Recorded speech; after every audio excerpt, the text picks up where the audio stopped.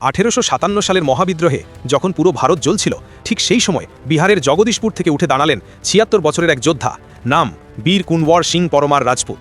বয়স বাড়লেও তার সাহস ছিল ইস্পাতের মতো দৃঢ়।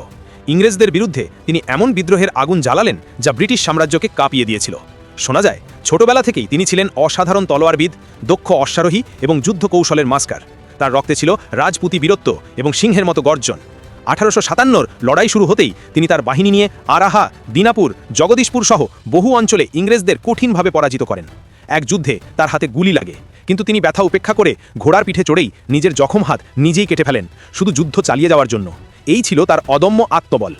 ইংরেজ রেকর্ডও উল্লেখ আছে, পূর্ব ভারতে ব্রিটিশ শাসনকে সবচেয়ে বড় চ্যালেঞ্জ ছড়ে দিয়েছিলেন কুনওয়ার সিং।